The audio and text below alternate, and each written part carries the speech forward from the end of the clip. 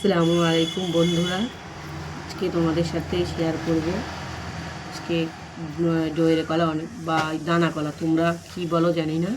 আজকে ডইরে কলা রেসিপি বানাবো। আজকে কলাগুলোকে নিলাম, এইভাবে কেটে নিলাম,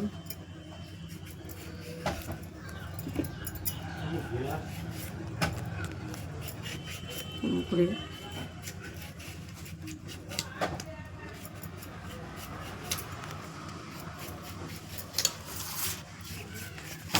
প্রথমে এই কলার খোসাগুলোকে এইভাবে ছাড়িয়ে নিয়ে তারপরে কলাগুলোকে মাঝখান থেকে দু ভাগ করে কেটে নিয়ে এরকম ছোটো ছোটো টুকরো করে কেটে জলে ভিজিয়ে দিতে হবে। তো বন্ধুরা, প্রথমে কড়াইতে তেল দিলাম একটু, তেলটা একটু ভালো করে গরম হতে দিলাম।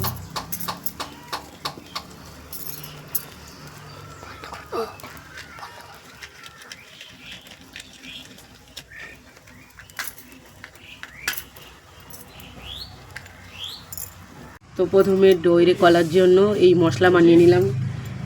কাঁচা পেঁয়াজ, জিরে, সর্ষে আর পাকা লঙ্কা, এগুলোকে এই শিলে দিয়ে ভালো করে বেটে নিলাম, বাটবো।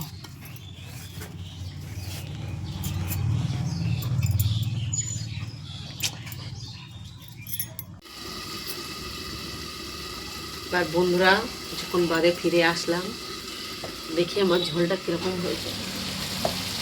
দেখেছে এরকম ঝোলটা গায়ে গায়ে এসে গেছে। এবার ঝোলটাকে নামিয়ে নেব। দেখেছেন পুরো তেল বেরিয়ে আসছে, হালকা হালকা করে তেল উঠে আসছে। দেখুন এবারে একদম গায়ে একদম পুরো হয়ে গেছে। দেখুন একটুও গায়ে দেখুন জল। এবারে এরকম অবস্থায় আসলে কড়াটাকে নামিয়ে নেব।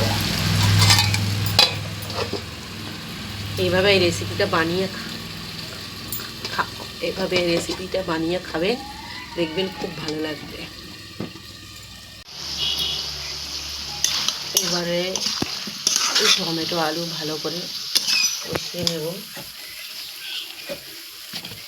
ভালো করে।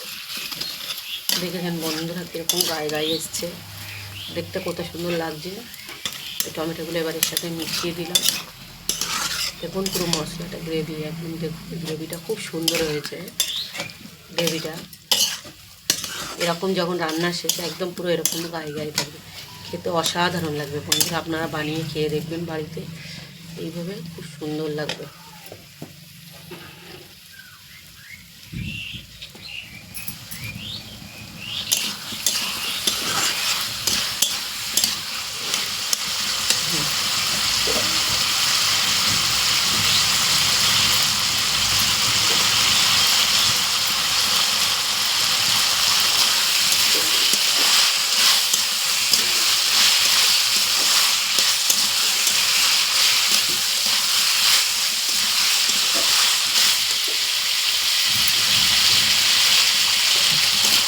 এবারে কড়াইতে দেখেছেন আপনার পুরো তেল বার হয়েছে, একটু জল নেই। এবারে পরিমাণ মতন জল দিয়ে এটাকে ঢেকে দিন কয়েক মিনিটের জন্য। এবারে জল দিলাম, জল দিয়ে পরিমাণ মতন এরকম জল দিয়ে ওটাকে এবারে ঢেকে